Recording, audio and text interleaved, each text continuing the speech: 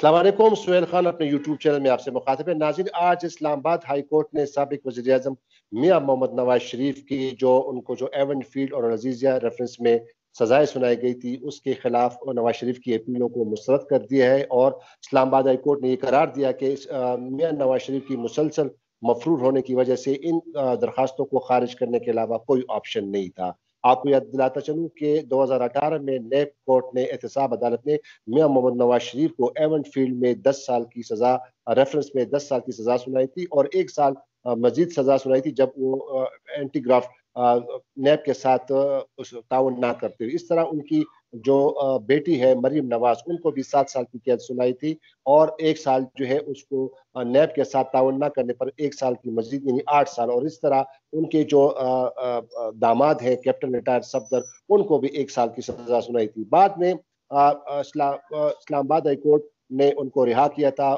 सितंबर में। और उसके बाद फिर मियां मोहम्मद नवाज शरीफ बाहर चले गए इलाज की गरज से। उन्होंने कहा कि चूंकि उनके प्लेटलेट्स बहुत कम हो गए, बहुत खतरनाक है, और वो दोबारा लंदन चले गए। इसके बाद उन्होंने अपने एब्सेंशिया में फिर यहाँ पे दरखास्तें जमा कराई थी और उस पर इस्लामाबाद हाई कोर्ट ने फिर एक अदालती मौन भी मुकर्रर किया था कि आया नवाज शरीफ की गैर हाजिरी में उनके केसों को कैसे सुना जा सकता। तो आज इस्लामाबाद हाई कोर्ट ने वो दरखास्तें मुस्तरद कर दी। दूसरा जो अहम जो दो मामले हैं सुप्रीम कोर्ट में, एक तो जस्टिस काजी फाइज ईसा के केस के हवाले से, जो कि 26 अप्रैल को 10 रुकनी लार्जर बेंच ने जस्टिस काजी फाइज ईसा की दरखास्तों को एक्सेप्ट कर लिया था और उस पर अभी तफसीली फैसला नहीं आया है। और इसके साथ ही साथ जस्टिस काजी फाइज ईसा ने हालिया जो इंटरव्यू दिया है एक यूट्यूब चैनल को, उस पर भी बात करेंगे। और साथ ही साथ जो रेफरेंस मीडिया में आ रहा है कि एक दूसरा रेफरेंस शायद उनके खिलाफ फाइल हो जाए उसके मिसकंडक्ट की बुनियाद पर जो उन्होंने इंटरव्यू दिया।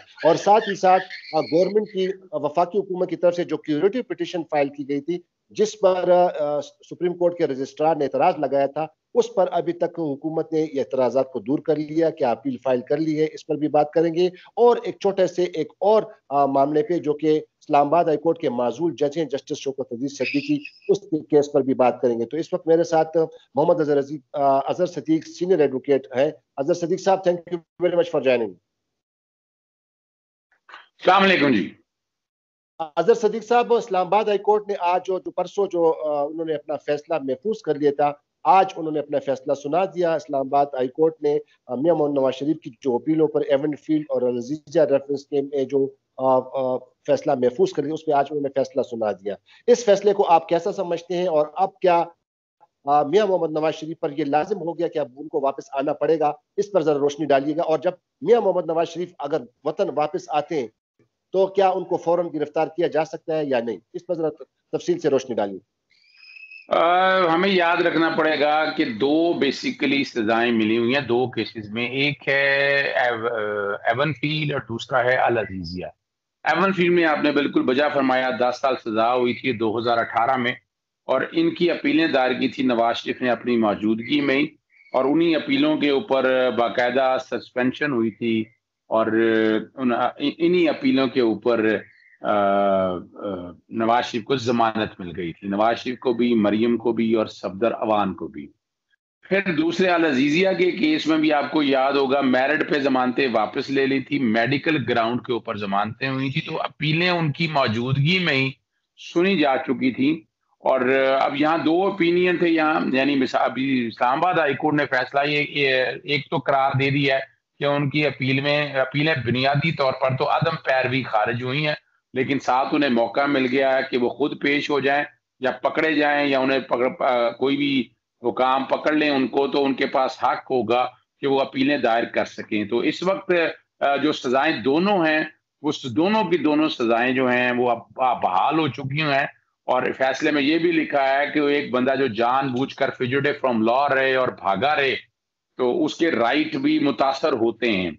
और अब जाहिर तो अगर आप मुझसे पूछते हैं तो नवाज शरीफ को एक रिलीफ मिल गया है, और वो बेहतरीन मास्टर है। आपको पता है कि अगर उन्होंने त्यारा साजिश केस में भी एक वक्त का इंतखाब किया था, और उस वक्त का पाकिस्तान में आया जब अदालती निज़ाम उनकी फेवर में था, और उन्होंने अपने एडवांटेजेस जो उनको मिल गए थे, रिकंडोनेशन भी डिले हो गई थी, तो ये भी इसीलिए इस इंतजार में है कि 2023 में जब इमरान खान की गवर्नमेंट खत्म हो जाए तो उस वक्त पाकिस्तान लौटा जाए और उस वक्त अदालतें भी शायद उनकी फेवर में आ जाएं या उस तरह की और बातें आ जाए। अभी भी बहरहाल अदालतें उन्हें एडवांटेजेस तो दे रही हैं, तो इस हद तक तो अगर देखा जाए नवाज शरीफ कामयाब होगी। अच्छा अजहर सदीक साहब, इस हवाले से ये परसों जब उनकी हेयरिंग थी तो उनकी जो बेटी है मरियम नवाज, उन्होंने बाहर साफियों से गुफ्तगू करते हुए कहा कि अगर मेरे वालिद साहब को बाकायदा सिक्योरिटी जाए और ये इंश्योरेंस दिया जाए कि उसको फुल प्रोटेक्शन मिलेगी तो वो अपने वालिद को ला सकती है। आज जब इस्लामाबाद हाई कोर्ट का ये फैसला आया तो एकदम वफाकी वजीर इंटीरियर मिनिस्टर जो है वजीर दाखिला शेख रशीद ने कहा कि नवाज शरीफ अगर वापस आएंगे तो हम उसको एफसी और रेंजर्स की सिक्योरिटी दे सकते हैं। तो अजहर सदीक साहब, फिर इसमें क्या मुजायका है जब खुद उनकी बेटी ने कहा कि अगर उनकी सिक्योरिटी है तो वो उनको ला सकती हैं, और वो जो बातें थी जो पहले उन्होंने कहा था कि वो बड़े सख्त बीमार हैं, उनके प्लेटलेट्स कम हो गए और बाकायदा, और फिर वहां जाने लंदन जाने के बाद उनको काफी जगहों पे देखा गया। अब हाल ही में उन्होंने अपने पोते का जो उनका जो पोलो जो मैच था वो भी देख रहे थे, हशाश बशाश अच्छा जबरदस्त सूट पहना हुआ था उन्होंने। और तो अब जिस तरह शेख रशीद ने अब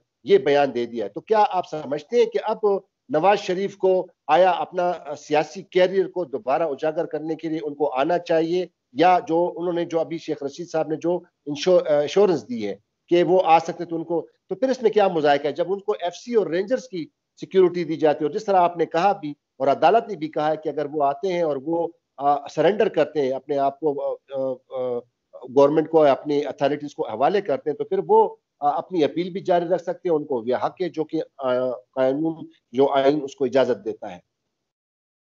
अच्छा देखिए, एक बात तो बड़ी वाज़ेह तौर पर है कि मरियम नवाज ने जो अपना बयानिया बनाया था या पाकिस्तान मुस्लिम लीग नून के लीडर्स ने, मरियम नवाज के बयानिया ने उसमें से हवा निकाल दी, झूठ और फरेब आपके सामने आ गया।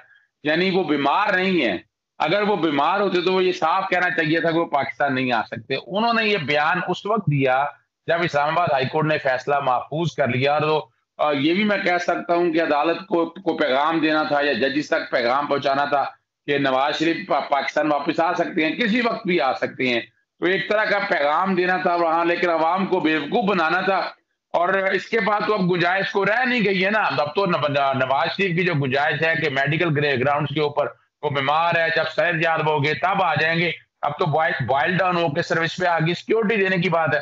तो सिक्योरिटी की हुकूमत वक्त ने फ्रंटियर कांस्टेबल के भी क्या दिया, रेंजर्स का भी क्या दिया। अब इसके अलावा और क्या उन्हें सिक्योरिटी चाहिए? अब तो मरियम नवाज को चाहिए फौरी तौर पर वापस लेके आए और आकर जैसे 2018 में गिरफ्तारियां दी थी, गिरफ्तारी दें और दोबारा नए सिरे से अपनी जमानतें दायर करें और उसका वो एडवांटेज ले। यहाँ एक एडवांटेज डिसएडवांटेज उनको हो गया है। यहाँ ये हो गया है कि अब आते ही ना वो जमानत फौरन नहीं हो जाएगी, वो जाएंगे पहले जेल के अंदर और फिर जमानतें होगी उनकी।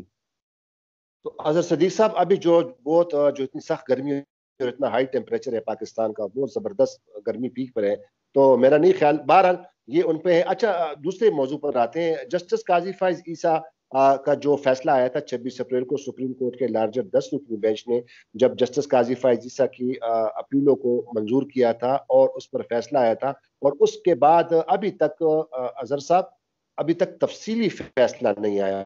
और तफसीली फैसला बहुत अहम है। अहम इसलिए कि आपको याद होगा कि उनमें से जो दो जज साहिबान जो थे, जस्टिस मज़हर आलम मियां खेल और जस्टिस मंजूर अहमद मलिक, तो उन्होंने पहले जब 19 जून 2020 को जब फैसला आया था तो उन्होंने उस 7 जजों में वो दोनों शामिल थे जब उन्होंने उनकी जस्टिस काजी फाइज ईसा की अहलिया का जो मामला एफबीआर को भेजा था। अब लेकिन जब रिव्यू की पिटीशन आई तो रिव्यू पिटीशन में जो फैसला आया तो उसमें वो दो जज साहिबान जो हैं वो वापस हुए, और उसमें से उन्होंने फिर इस नवाज जो जस्टिस काजी फाइज ईसा है उनकी अपीलों को जो है ना उनको एक्सेप्ट किया।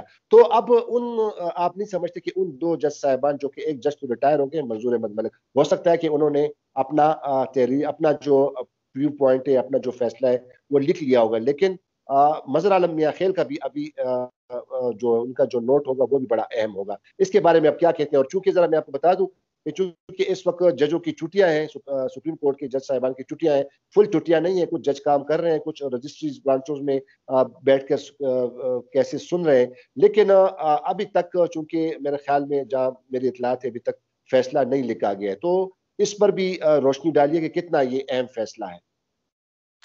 अच्छा, आपने बड़ी जबरदस्त बात एक ये कही है। एक तो मैं हैरान हूं इस बात के ऊपर, वैसे ही बाकायदा स्टूडेंट ऑफ लॉ के लिए, क्योंकि बहुत टाइम मिल गया था नजरसानी के हवाले से, उन्होंने अपना माइंड दे दिया। माइंड आता है वो, यानी जो आप रीजनिंग दे के उस रीजन को बुनियाद करने के बाद आप फैसला करते हैं कि उसका एक्सट्रैक्ट है, जो डायरेक्शन है, जिसमें उन्होंने पहला फैसला वापस ले लिया। अब उसकी रीजनिंग में बड़ा मजेदार काम ये हो गया है कि जस्टिस मंजूर मलिक साहब तो रिटायर हो गए हैं, वो डिटेल रीजनिंग तो देखी नहीं उन्होंने। अब वो आज अगर डिटेल रीजनिंग देखेंगे तो आज तो वो जज नहीं है।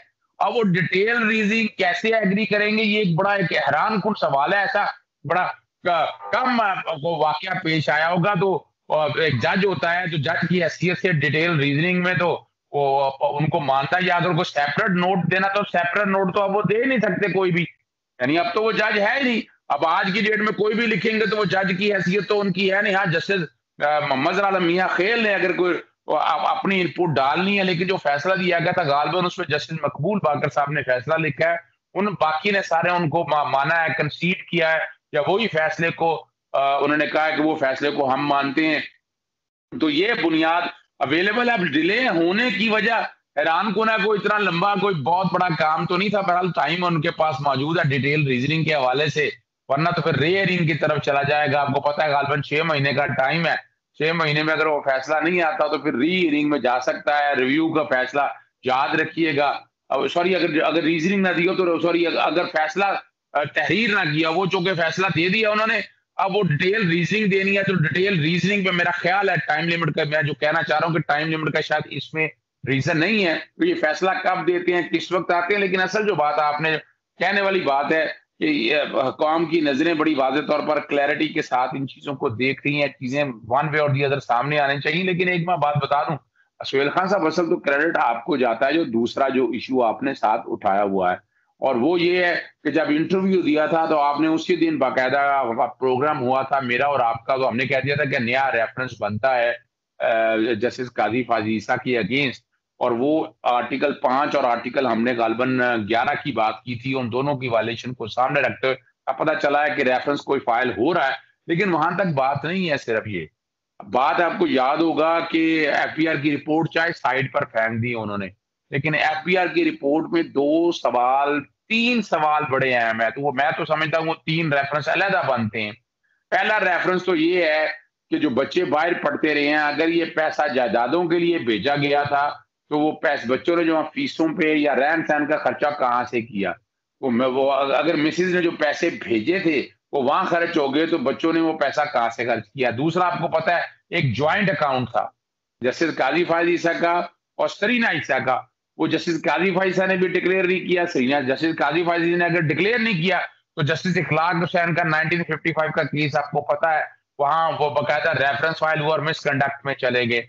तीसरा जो बात जो आपके सामने है कि अभी वो प्रॉपर्टीज की डिटेल, मनी ट्रेल, सोर्सेस वो वाज़ेह तौर पर सामने आई नहीं है, और बड़ा मुश्किल हो जाएगा इन चीजों को जस्टिफाई करना अगर मिसकंडक्ट में नहीं आएंगे। तो मैं पहले सवाल कर लें, मैं जवाब देता हूं अगला। अच्छा, ये बताइएगा कि जो हुकूमत ने जो क्यूरेटिव पिटिशन दायर की थी अजहर सदीक साहब, इसी जस्टिस काजी फायद ईसा वाले केस में, और उस पर फिर सुप्रीम कोर्ट के रजिस्ट्रार ने इतराज लगाए, और वो इतराजात क्या आपके इल्म में इस तरह कोई है कि वो इतराजात दूर कर लिए गए हैं, या कब दूर किए जाएंगे, उसकी अपील कब फाइल होगी, या क्यूरेटिव पिटिशन गवर्नमेंट वापस ले रही है, क्या वो है, आप क्या समझते हैं इस पे? अच्छा, क्यूरेटिव पिटीशन जो कि हमारे जुरिस्डिक्शन में तो क्यूरेटिव पिटीशन का है नहीं, लेकिन क्यूरेटिव पिटीशन से मेरी यही है कि एरर जो है उनको क्लियर करने के हवाले से, और वो आर्टिकल 187 का सहारा लेते हैं या आर्टिकल 184, जो मेन फैसला था, मेन फैसले के बाद रिव्यू में उससे आगे चले गए हैं कि आपने उस रिपोर्ट का उन मदरजात का सबको नलीफाई कर दिया है। जहाँ एफबीआर में भेजना था वो तो अलग बात है, वो खत्म कर दें, लेकिन वो फैक्ट्स तो खत्म नहीं कर सकते थे। अब उस फैसले ने वो कोशिश की, गालिबन ऐसा लग रहा है कि जैसे फैक्ट्स खत्म कर दिए हैं, तो वो पिटीशन अपनी जगह आर्टिकल 184(3) की मौजूद है और उसमें मैं सजेशन दे बैठा हूँ कि आर्टिकल 188 के तहत रिव्यू की गुंजाइश, सेकंड रिव्यू की गुंजाइश वफाकी हुकूमत नया कानून लाकर दे सकती है, पैदा कर सकती है और एक्ट ऑफ पार्लियामेंट के जरिए बाकायदा सेकंड रिव्यू की गुंजाइश दी जा सकती है, कानूनी रास्ता मौजूद है।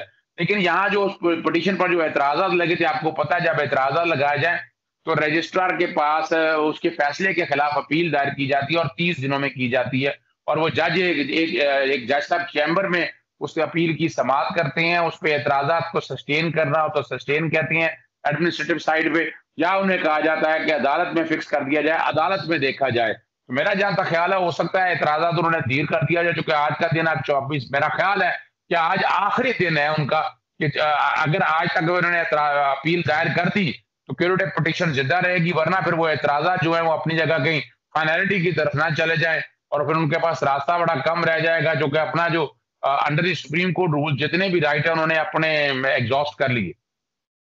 अच्छा, आपने लिमिट का बताया कि 24, तो आज 24 जून है अजहर सदीक साहब, और ये इसलिए अहमियत का हामिल है कि सिर्फ 6 दिन रह गए हैं। आपको पता है कि इस्लामाबाद हाई कोर्ट के माजूल जज शौकत अजीज सिद्दीकी का भी एक मामला सुप्रीम कोर्ट में पेंडिंग है और अभी उसका फैसला, अभी उस पर फैसला करना है, अभी उस पर समाअत भी बल्कि पूरी करनी है, क्योंकि अदालत ने 5 रुकनी बेंच जिसको हेड करे थे जस्टिस उमर बंदयाल, कई समातों पे उन्होंने उनके वकील हामिद खान को कहा कि 211 को एड्रेस करें और उनकी मेंटेनेबिलिटी के हवाले से। तो अब रह गए 6 दिन। अब और दूसरी बात, जिस तरह मैंने आपको स्टार्ट में बता दिया कि चूंकि जजों की छुट्टियां हैं और जस्टिस उमर बंदयाल ने कहा भी था कि बेंच की अवेलेबिलिटी पर हम ये केस उठाएंगे दोबारा, तो आज 24 जून है और 6 दिन रह गए हैं। अगर शौकत अजीज सिद्दीकी साहब बहाल नहीं होते तो फिर इसके क्या असरात होंगे, उनकी पेंशन पे इस पे कितना असर पड़ेगा, और वो जो 2018 में जब उनको माजूल किया गया था सुप्रीम जुडिशल काउंसिल की सिफारिश पर सदर पाकिस्तान ने, तो 2018 से अब तक क्या उनकी जो मराद है क्या वो उनको मिलेंगी, इस पर जरा शॉर्ट सा कर दे क्योंकि टाइम बहुत ज्यादा हो गया, लेकिन क्योंकि ये अहम मौजू है और ये पेंडिंग है। मैं क्लियर कर दूं, पहली तो बात है कि अगर तो कोई अपील का राइट आइन और कानून ने दिया होता तो ये वाला पॉइंट जस्टिफाई था कि 30 तारीख तक करना है, चूंकि इसमें अपील है ही कोई नहीं। इसमें रिट दायर किया, 211 का बार मौजूद है, अभी तक वो बार से निकल नहीं सके 211 के, तो उनका राइट ना कोई अक्रू करना है, ना कोई है, ना उनका कोई राइट एग्जिस्ट करता है। सुप्रीम कोर्ट एक अगर थोड़ा सा लिवरेज अगर उन्हें मिल रही है, अगर कोई इजाजत मिल रही है, तो इसका मतलब ये नहीं है कि उनके सारे जो अगर चूंकि उन्हें रिमूव किया गया है तो पेंशन वगैरह सारे राइट उनके खत्म हो चुके हैं। और मिसाल के तौर पर अगर सुप्रीम कोर्ट देखे, अगर 30 जून के बाद भी किसी स्टेज के ऊपर अगर उन्हें बहाल कर देती है, अगर अगर वो मान लेती है कि 211 का अपना बर्डन खत्म हो गया हुआ है और समझती है कि ये उनको गलत रिमूव किया गया है, तो वो बायसियत जज ही बहाल होंगे और फिर उनको इस शक्ल के अंदर मैं समझता हूं कि अगर ऐसी बात आ जाएगी तो फिर शायद उनको वो राइट और बेनिफिट मिल जाएंगे कि अगर उनको सुप्रीम काउंसिल का फैसला सुप्रीम कोर्ट सेट असाइड कर देगी, बज़ाहिर कोई ग्राउंड नहीं है सेट असाइड करने। बहुत शुक्रिया अजहर सदीक साहब। तो जी नाज़रीन, अब तक के लिए इतना ही। उम्मीद है कि आपको हमारे प्रोग्राम पसंद आएगा। अब देखता ही है कि सुप्रीम कोर्ट में ये जो 2 केसेस, एक जस्टिस काजी फैज ईसा का कि आया जब उन्होंने इंटरव्यू दिया था कि उनके खिलाफ कोई दूसरा रेफरेंस फाइल हो सकता है या नहीं, ये तो वक्त ही बताएगा। दूसरा शौकत अजीज सिद्दीकी का क्या फैसला आएगा, ये भी वक्त बताएगा। अब तक के लिए इतना ही। देखते रहिए सुहेल खान को SK न्यूज में। आपका बहुत बहुत शुक्रिया। मेरे इस प्रोग्राम को, मेरे चैनल को सब्सक्राइब कीजिएगा ताकि आपको बर वक्त इंफॉर्मेशन मिलती रहे। खुदा हाफिज। पाकिस्तान जिंदाबाद।